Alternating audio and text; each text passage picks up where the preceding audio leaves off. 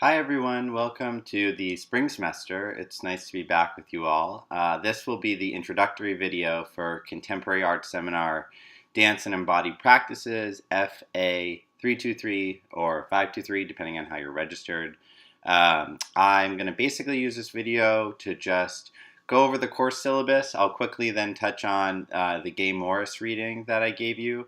And then we'll follow up with videos each week which go more in depth on the different readings that you've been assigned.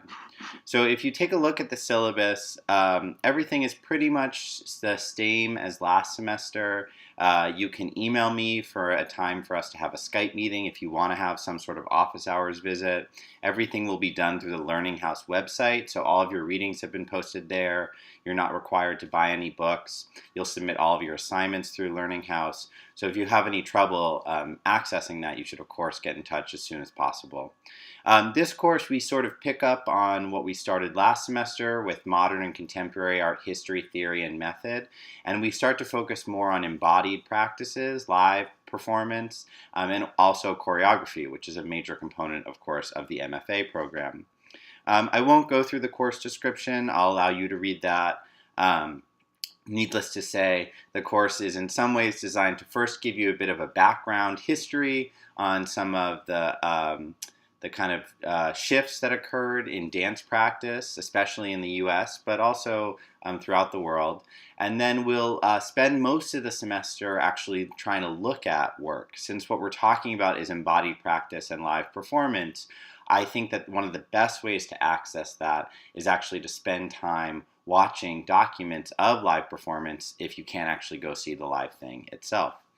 So the first thing we can look at before we get into how the course is structured each week is to say that the grade is broken down into these three component parts. One is attendance and participation. That's just general, kind of everybody gets that.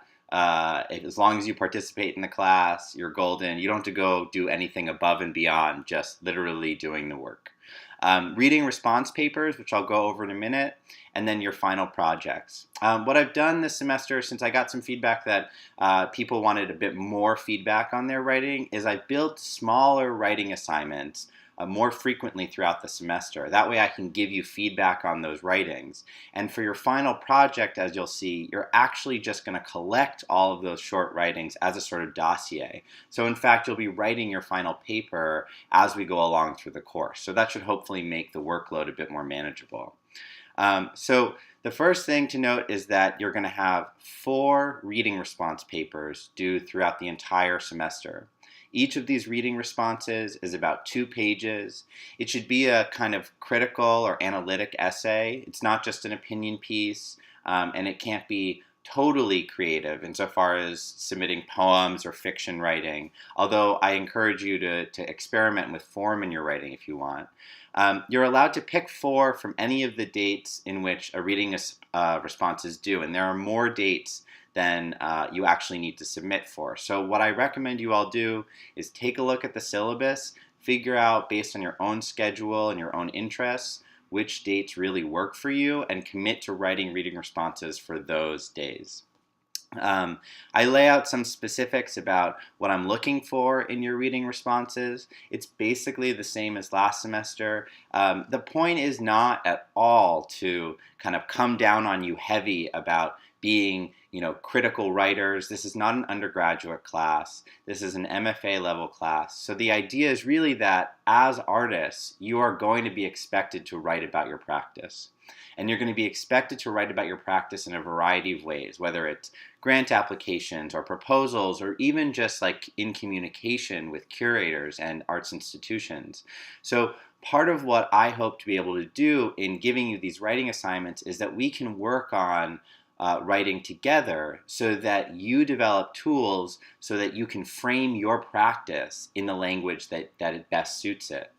In many ways, a lot of practices these days are conditioned by the language that surrounds them. So the stronger you are with language and with writing, the stronger you'll actually be in putting forward what it is that you want to do as an artist. Um, and so I won't go over all the details of what I'm looking for in your papers, including specificity, focus, description, and a kind of argumentation. That's basically to say there should be sort of a thesis and a certain kind of focus in what you're trying to write about. But if you have any questions about those, please do email me. Um, and then, as you'll see, Monday, May 9th, your final project is due. And the final project, as I say, is literally just a kind of compilation of your 4 reading responses, as well as a short introduction to that dossier of writing. So you don't have to go through and connect all of the reading responses together. You might want to go back and revise some of them a little bit based on the feedback that I give you. But in general, you're just going to be collecting that writing as a kind of booklet for me.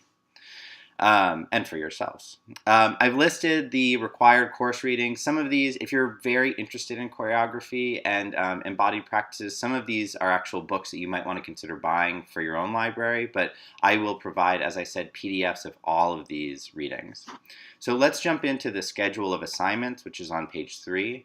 As you saw, for this week, we read Gay Morris's Modernist Theory, John Martin, Edwin Denby, John Cage, from her book, A Game for Dancers, Performing Modernism in the Post-War Years. And you also had a video, New York Dance, State of Performance. You'll see there's a lot of video included in the class, and this first week was really just meant to kind of acclimate you to the kind of writing that we'll be looking at and the kind of videos we'll be looking at. So that video, New York Dance, State of Performance, is actually a video that's a documentary. I'm sure most of you watched it by now. That kind of goes through a variety of different series. It's an interesting documentary series where the filmmaker commissions a dance critic from various periods to curate different artists who should be in the film. So this particular film was curated by the dance critic Gia Corliss, who writes for the New York Times and Time Out magazine in New York, as well as other venues. But there are also previous States of Dance performances, so if you like the documentary, you might try looking those up. So that's really just to get us acclimated to the kind of the trajectory of the course. I'll go over Gay Morris in a minute, but just moving on. Next week, we're reading the first part of Ramsey Burt's book, Judson Dance Theater, Performative Traces, and it's a lot of reading. I just gave you the entire first half of the book, 1 through 116. So my hope is that, first of all, Burt's writing is very accessible. It really is kind of anecdotes and short. It's broken down into these short pieces about different dancers and choreographers. And it does a really good job of exploring choreographic practice in relationship to the visual arts of its time, as well as a larger historical context. So you'll see that Burt actually talks about someone like the choreographer Simone Forti and the sculptor Robert Morris, and talks about what was going on in the early 60s around them as they were developing their work.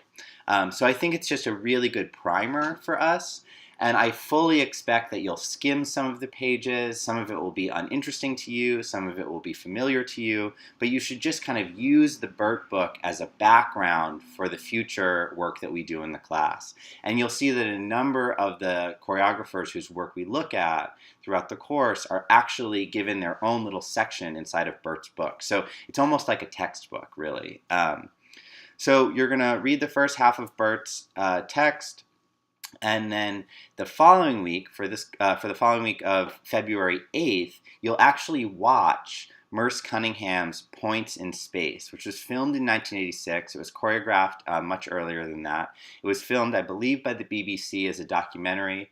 And so a couple things to point out here. One is that all of these videos that are in the syllabus can be accessed through the Learning House website. And there's actually a file at the very top of our course that says something like video files. I don't actually have it in front of me right now, but it should be self-explanatory. In there are all the videos that you'll need for the course. You can download them so you can watch them on your own time when you're not connected to the network. It might take a little while to download them, so I would make sure that you have a chance to download them, not right when you're running out the door. And I just ask that because most of this is copyrighted material that we're allowed to look at in an educational setting, that you not distribute it. So please don't post any of this online, even fragments or sections of it. Actually, a lot of these videos came to me because I asked choreographers that I know to give me the video to share with you. So it's also a trust system where it would be respectful to me if you just don't post anything. So the way that I've broken the syllabus down is that we're going to alternate between reading weeks, watching weeks, reading weeks, watching weeks. And it's because, like I said, in order to really explore live performance, especially in the context of an MFA program, and the strange way we're doing it because we're an online class, it's so useful for us to actually be looking at work together.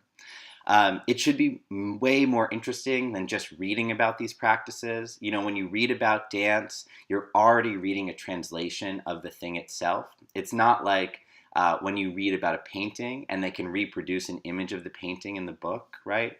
You can maybe get photographs from the dance, but to see the live event, it's a much more complicated question, and one that we'll keep asking throughout the course of, like, how do we actually gain access to performance? So hopefully that'll be interesting for you, and I've paired the readings so that they reflect upon the videos that follow them. So you'll read about Merce Cunningham in Ramsey Burt's book, and then you'll get to watch Merce Cunningham yourself. I will go over in more depth, of course, like what the videos are about and why I assign them during my weekly lectures. But for now, we're just going to leave it at that. So you'll watch Merce Cunningham, you'll read more Ramsey Burt, you'll watch some Trisha Brown.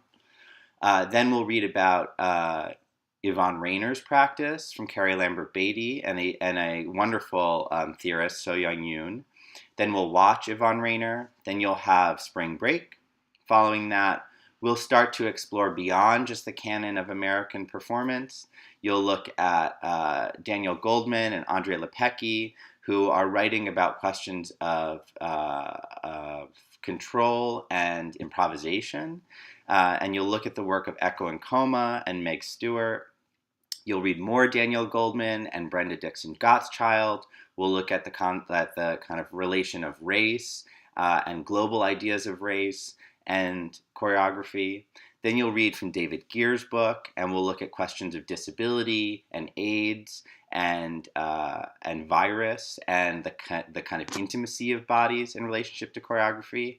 And then we'll conclude actually by reading an excerpt from a very recent book by Jen Joy and watching the work of a very kind of emerging choreographer, Jen Rosenblit, which touches on some kind of queer theory issues which have been very relevant to the field of dance studies. So that's the course. It really alternates between those weeks. Hopefully it feels a bit more light than the kind of heavy modernism that we covered last semester. And I think it should be actually a fun course. Throughout the whole semester, what we'll be constantly asking ourselves is, how do we evaluate, how do we engage with the kind of intelligence and the knowledge that is being put forth through a work of art, and especially through performed works of art, right? So rather than privileging the text, these texts that are often by scholars about dance performers and saying, this is how we gain knowledge, I'm giving you videos as a chance to really look at them and say, how do we actually access this material? How does it become useful for us? What is it trying to say? And also as a way to kind of augment maybe your own practices. If you're interested in performance, this is the best way to start kind of exploring performance and expanding performance is, of course, to go see work and see what people are doing. So that's my introduction. Again, feel free to email me if you have any questions. I'll now give you a really brief synopsis of the Gay Morris reading that we did. So Gay Morris writes this book, and it's really, I'm giving it to you really as a precursor to the kinds of questions that'll be asked in the artists that we're looking at. Morris is writing particularly about dance and modernism. We're looking at contemporary arts practice. That's kind of code word for postmodern, although that word itself will become sort of problematized in our later readings. So this is kind of where all of the kind of contemporary choreography sort of emerges from, this moment that Morris is writing about. And she gives us two seminal dance writers, John Martin and Edwin Denby, both dance critics in their own right. And she also gives us John Cage discussing the kind of aesthetic value of dance. John Cage being the experimental composer who we discussed last semester, a real seminal figure at Black Mountain College, and collaborator with Merce Cunningham, a lifelong collaborator with Merce Cunningham. So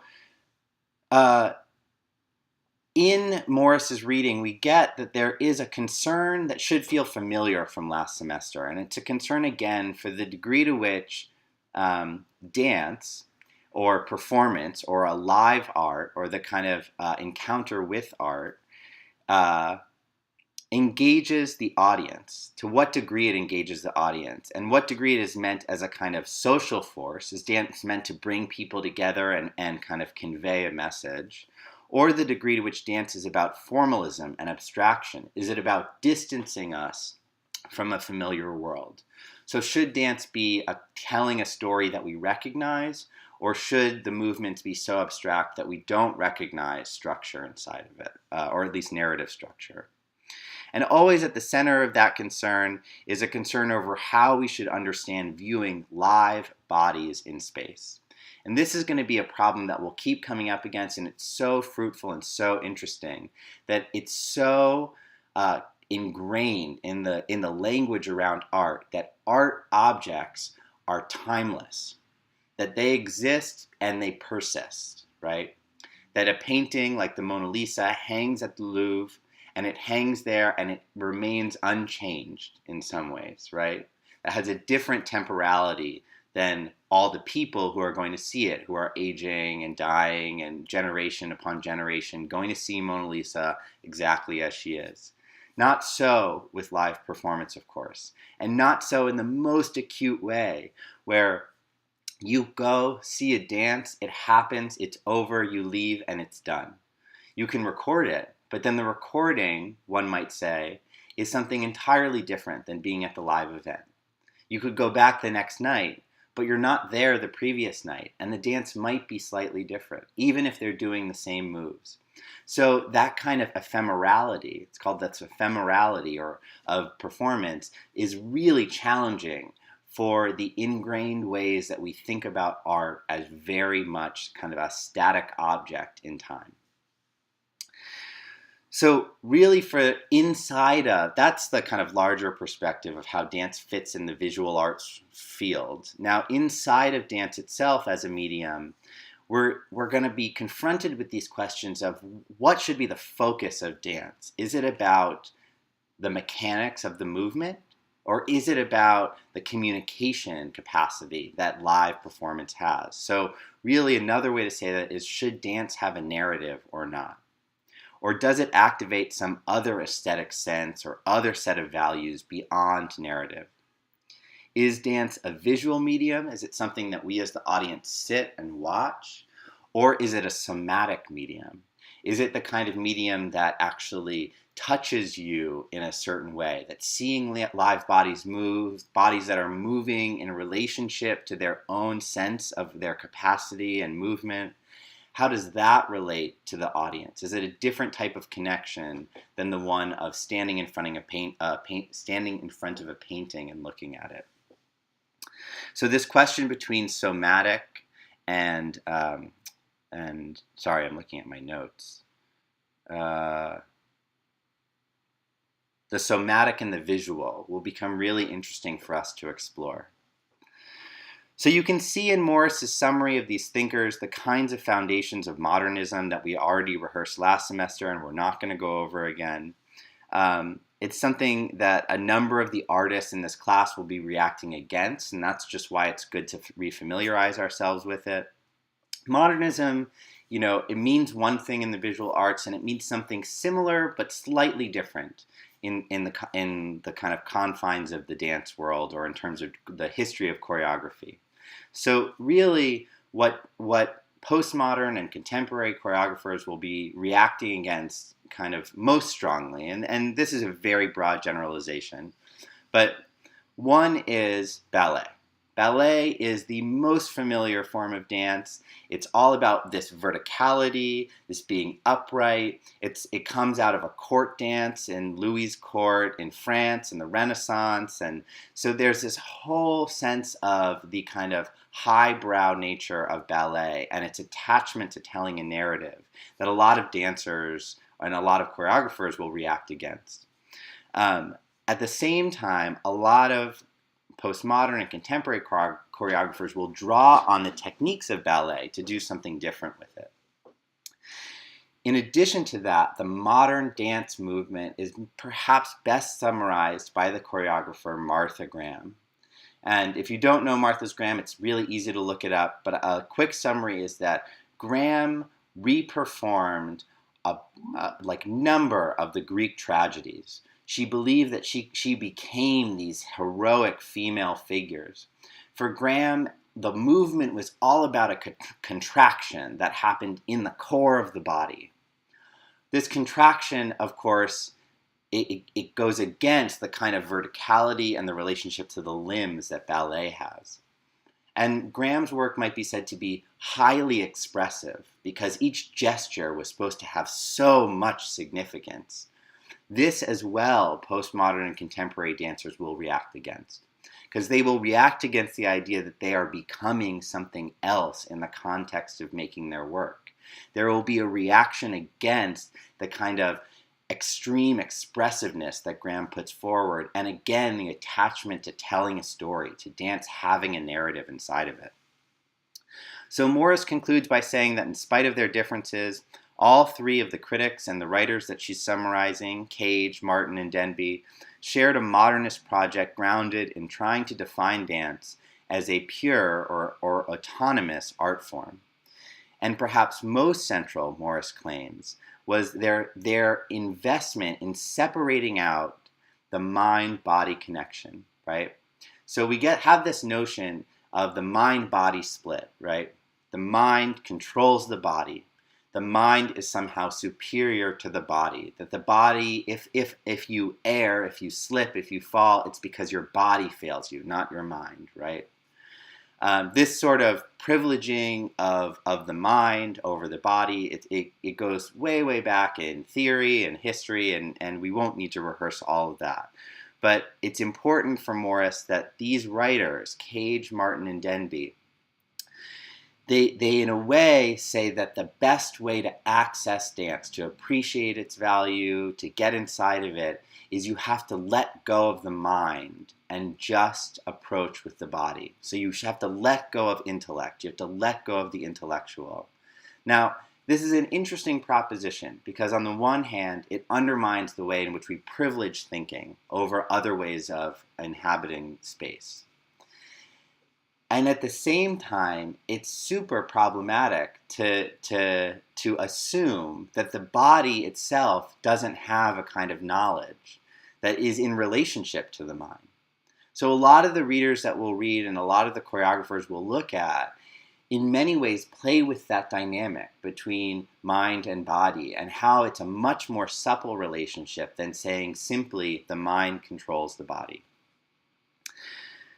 So, and on top of that, to say that the mind and the body are split and that the body is what you have to approach dance with and that the dance in some ways doesn't have a mind is to reproduce a kind of violence that assumes that dancers are kind of thoughtless, that they're just creatures of habit, that they just take in the choreography that's given to them and do it exactly as such. I think it's much more interesting to kind of consider the dynamic in which a choreographer develops work and passes it on to another body. And then that body performs work. And what is that exchange that's going on? There's a lot that happens in there that we can explore. But I want us to hold on to this idea that Morris leaves us with, that dance and embodied practices really reconfigure what it means to know or see or understand a work of art. And in many ways, this course is about looking at dance together, and it's going to be about trying to discover language to describe what it is that we're seeing, which is, I think, a much more challenging and enriching task than we might at first think it is. So that's where I'll leave you for the first lecture. I'll pick up with an introduction to Ramsey Burt in the next video. Welcome back, and it's good to be here.